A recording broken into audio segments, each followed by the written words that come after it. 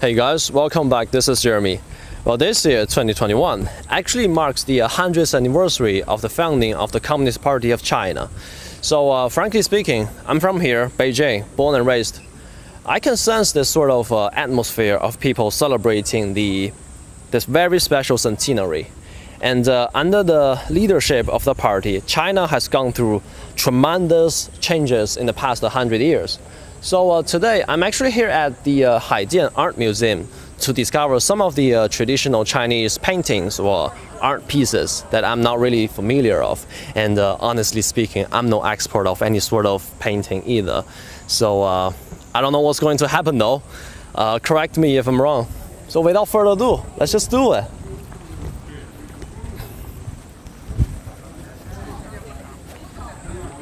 It looks like somebody is, wow, look at those people.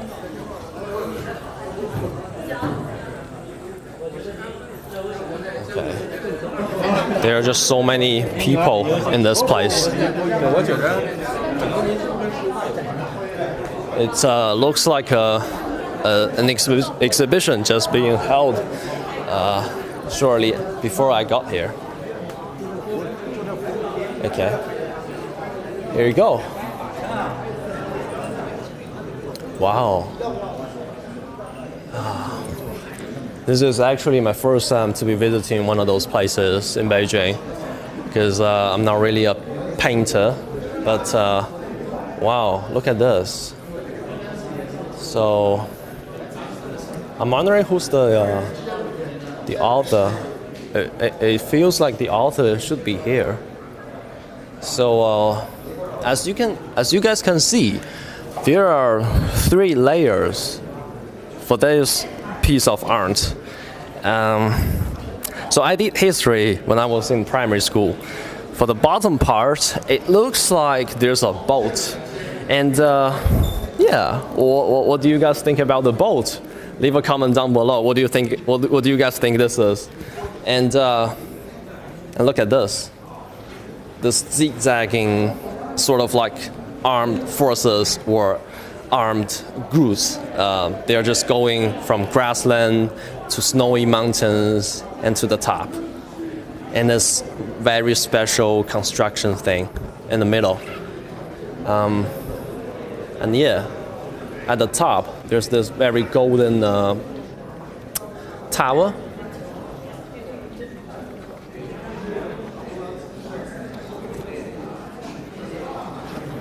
Wow, here you go. This is the author of the painting.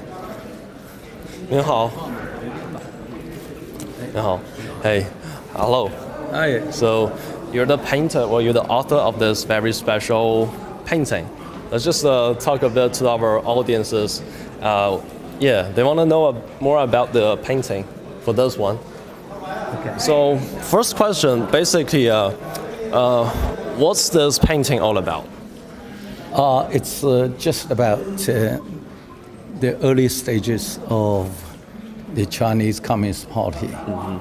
It's a bitter history, but also a history of victory. Mm-hmm. Right. So looking at this very special painting, I can clearly see there are 3 different layers. Oh, yeah. What are you trying to tell in these different 3 layers? The first stage at the bottom shows the first day of Chinese Communist Party, and our first Congress was held originally in Shanghai, but it's said someone, gave away the position, so people ran out of the risks and came to this ordinary boat in Nanhu in Zhejiang province. So on the lake. So the first So national they Congress.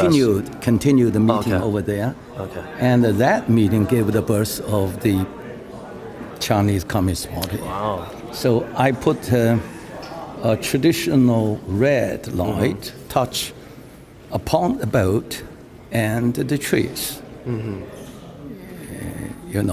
general, usually the trees are in green, but the trees around the boat should be red as well because it's a shine effect. Right. But in the meantime, you got to keep the characteristic of a traditional Chinese painting. So the touch of the bank of the lake, the stone, the trees, and the water are all in traditional Chinese style. Traditional Chinese style. The second, we call this stage is Haidian PD. What does Haidian PD mean? Haidian in English is breaking new ground. Okay. Okay, so we define the new path. The new path for the future of China and Chinese people proper. The second part shows that after the Fifth War with the Kuomintang KMT's army, we lost our battle, and it's becoming base, besieged. It became the base, right? So the Red Army, decided to left the base, and so started with shaking world, long march. Right, And the long march. they pick up the most difficult road to get rid of enemy tracing them. So the first we can see the crossing Grassland. around the grassland. Right. Actually, it's a morass. So you can see the morass and all over there. Yeah. A small step careless will What's going on here? you will be drowned. Oh. People, several soldiers are trying to save him, but it's quite difficult for people to show. And then they decide to cross over the Snow Mountain. Right. People, it's a weather where the weather is always changing. So thunderstorm, snowstorm, but the Red Army didn't give up. So they decided to move on. Every time when they have a glance at the flying red flag alongside snow-covered peak, their courage was back. Right. So they kept moving on and on and on, and finally reaching the top. new base. New base. During that pause, it's a very important event. Is a Zhengyi meeting. The party held the meeting over there. Very important. The reason why it's important because it produces the new Central Party Committee led by Chairman Mao Zedong. In those difficult days, people do need a smart leader. In today's fashion world, a swaggy leader, smart enough, and a cool in head, warm in heart, and also very humorous. Then he led the army moving on and finally get to the Yan'an. Yan'an is the top part? Yan'an is the hub of the revolutionary base, brand new in China, in northeast China, bordering 3 provinces. One is Gansu, the other is Shanxi, the other is Ningxia, Gansan. Yeah. And so I put a pagoda over there. Yeah. Pagoda? Pagoda on top of at the the mountain. top. Yeah. And to showing it's just like a revolutionary beacon. Victory or beacon. A beacon to give the light, gave the shade, gave the hope. And also I put the layers and the tears in golden with the golden touch to show that the brilliant future and the great hope. Because when people arrived over there, the party was rather more matured, and they successfully motivate different groups of people, rich and poor, intellectuals, workers out of jobs, farmers out of land. They formed a united front, we call that, to fight against Japanese invaders. And also they waged very heroic liberation war in 3 years or so. The whole China was changed. So it's liberalized. Right. So all these golden touch layers and the tears upon the remote mountains and skies gives us the hope, gave us the brilliant future, but embedded with challenges as well. So we got to be cool in head, still learning the lessons from the very early days, and be modest always, and then learn more from people and serve the people. Okay, I Mr. think in general, the picture from top down, you can see this is a vivid picture to show our success. But what I should say is that the vivid signal of our success is not whether we are stronger today, we are greater today. It's whether you could still motivate the people to do the right things. Still, it's whether you could keep building up your capacity, changing yourself, and changing ourselves, and changing the world itself, and keep it moving on. So this is general picture of our early history, very bitter, but very helpful. And also is a victory vivid to reflect the English saying, no pain, no gain. No gain. Yeah. And yeah, is there anything you want to say to the camera, to our audiences, for the people who want to know more about China or the culture of China? What do you want to say to them? China is a large country with rich culture and tradition, and the people are heroic. But what I should say is we got to still remember this. We must be modest and seize the moment and to cope up with any challenges facing us in the ahead. Thank you. Future ahead. Thank you so much. Thank you so much, Mr. Zhang, for having me. Thank you. All right, guys. So this painting actually tells the whole history of the China's, the whole history of China. Oh, it looks like someone's taking a picture in front of this painting. Oh, what's that? Biggest one. This is the biggest one. My cameraman just told me this is the biggest one in this exhibition for today. Right. Okay.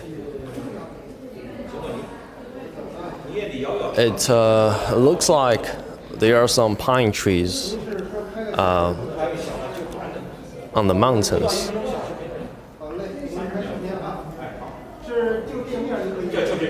So let's just take a look of the some of the other paintings in this exhibition. Oh.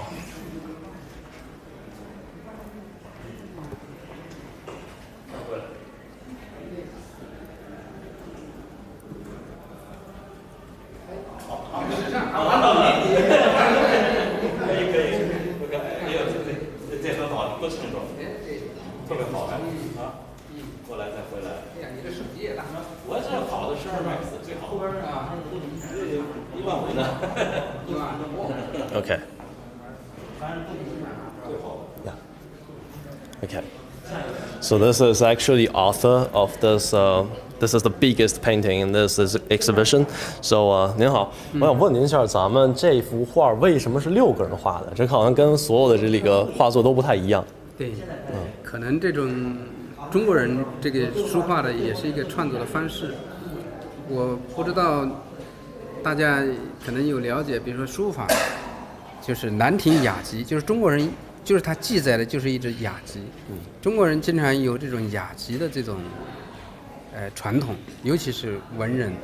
所以我们可以看到，像这个历史上像西园雅集这幅画，就是由当初北宋的像李公麟啊、苏东坡啊这些著名的这些艺术家一起现场这个合作的。这个中国人的艺术当中比较强调一种随机生发，一种天然的这种气象，所以往往大家在合作的时候，可能就会有一些互相的这种生发，互相的一种这种带动。所以他可能会比你一个人的创作，他可能有更多的偶然性，也有更多的可能性。所以看中国的绘画，有时候是需要有一些中国传统绘画的一些知识储备，可能他更能够感受到它内在的一些内涵。好的，好的，谢谢您，谢谢您，谢谢您给我们讲解今天。Wow, just yeah. So basically, I asked the 3 questions to the author, Mr. Xu. So the first question I asked is why there are actually 6 authors who actually painted this art piece. So he just told me that so in China's in China's culture, there is this sort of group working atmosphere inside this Chinese culture. So that's why in this group of 6 different authors, people are working closely to make sure that they're on the same page. And that's why when you look at this giant paint or this giant picture, you can't really tell the difference. Can you tell the difference? There are 6 different painters who actually did this. Can you? No. Yeah, neither can I. But so I asked him what he wanted to say to the audiences. Inspire each other.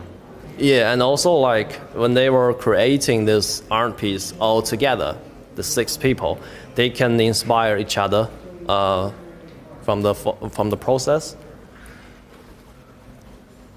Right. Oh, someone is just talking to me. Okay, so wow, there's just so many paintings.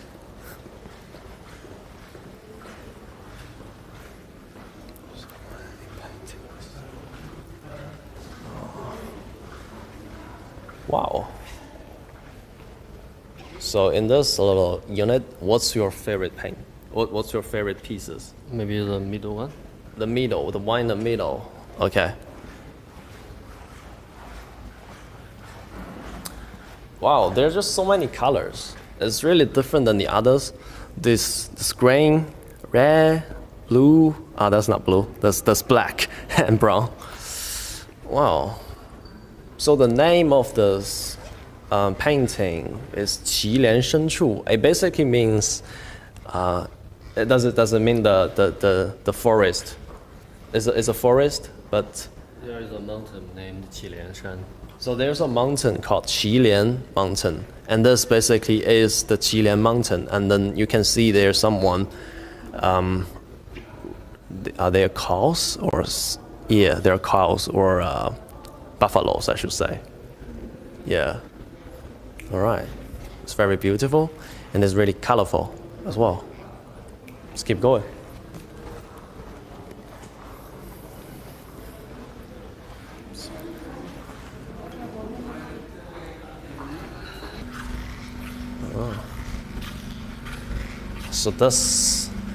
So for this one, it's written on a yellow paper, and that's different than the others. So it says 神龙赋.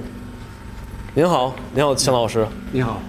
So first question I'm going to ask him is basically what this means. So 您可以给我们介绍一下这个神龙赋是什么意思吗？神龙赋啊，是我在今年的春天的时候，到北京的北海观九龙壁有感。下层呢，我先翻译一下。It was created in 九龙壁 Beihai when I was visited here, and I created this art piece. 恰逢呢是中国的农历2月2龙抬头之日，遂以九龙这个九字神龙九字为题，赋文以祭之。On that very special day, I just picked this topic called 神龙赋 on that very special day. 那么在神龙赋这里边呢，一共是有9条龙，那也就是有9个龙字。And then inside this calligraphy, there are 9 dragons. 而这9个龙字呢，字字不同。And so basically there are 9 different characters of the character 龙 and they're different. 您能帮我们指一下是哪些吗？ Okay, so that's one 龙 right here. 你看 Long right there.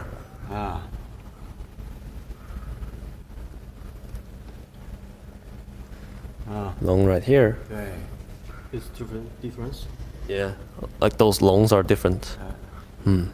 也就是说，这9个龙呢，字字不同，它有表现了不同的语义。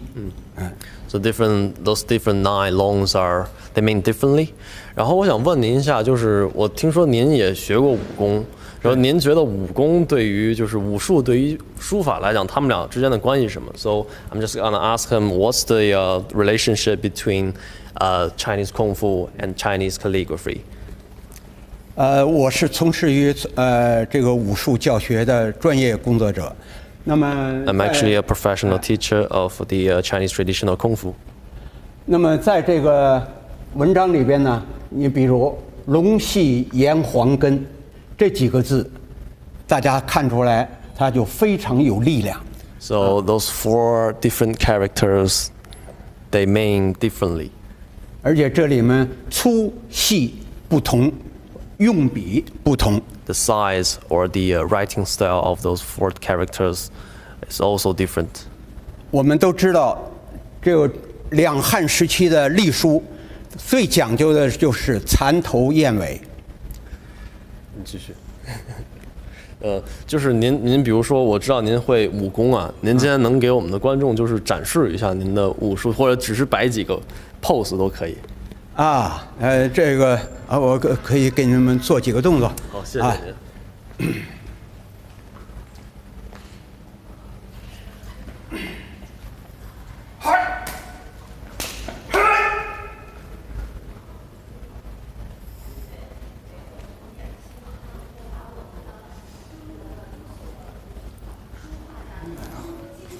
所以您刚才做的是什么？我 just 刚才我做的是少林拳。This is Shaolin. 中国的少林拳。那么这里边呢，大家可以看到它不同的五行。这五行呢是中国的著名的图腾，比如龙、虎、豹、蛇、鹤。在这一个五行里边呢，大家可以看到龙形，龙形，龙五爪。那么还有虎形、豹形、蛇形，还有鹤形。那么在整个的拳法来讲，它讲究招招有式，式式有法，法法有用。So basically, in that kung fu I just did, there are basically 5 different animals he was just playing. 那么我把这个武术的内在感觉和习武的这种多年的经验，把它融入到书法之中。那么我在书法过程中就体现了它的力量和它不同的中国文化的内涵。So I just merged this feeling of doing kung fu inside the Chinese calligraphy to show the power and the Chinese power inside this calligraphy. 所以在这里边呢，大家刚才看到了龙系炎黄根，天使铸脊梁。那么我们中华民族都是称为叫炎黄子孙，是吧？中国5000年的文明史，筑起了中国人的脊梁，脊梁是什么？是我们祖国的优秀文化传统。So inside this 5,000 years of the Chinese history, this is the root of our culture. 那么我们希望呢，大家呢在观赏书法的过程中，也同时能够理解我们中华民族悠久的文明5000年的文化传承。We hope that people can understand this 5,000-year culture when they are visiting China, right? And feel the culture of China. Thank you. 谢谢您，谢谢您。谢谢最。后可以跟老师学个动作吗？学个动作，您能教我一个武术动作 ？I'm gonna learn something. I'm gonna learn something today. Okay. 那没问题。来个起步，起势。来起势。OK。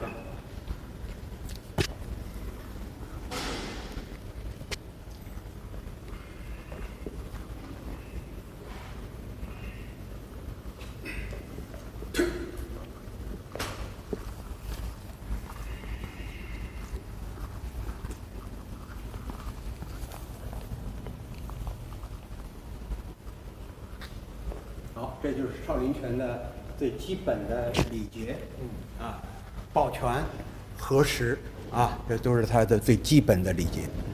而这个大家可以看到，少林武僧的这种合十，它是2肘是平行的，而一般的佛教它是这样的。So this is basically the greeting position for the Shaolin Kung Fu. 它 Like 有 this. 非常明显的特点和形式上的不同。So the form is different than the other Kung Fu, and then it's really pretty unique. 对，所以在这个武术与书法互相的交流，都是书法给了武术更深厚的文化内涵，而武术给书法更多的是它的力量和中华民族的精神。So the Chinese Kung Fu actually gives the power to the Chinese culture. Right. Okay. Thank you. Thank you. 谢谢您，谢谢您。不客气。Right, guys. I've learned something today. Okay. 接下来我们看看。 So what's next? Wow, the Great Wall. The first thing comes to my mind right now is this Great Wall, because this is the symbol of China, right? Okay. 您是这个作者。您好，吴老师。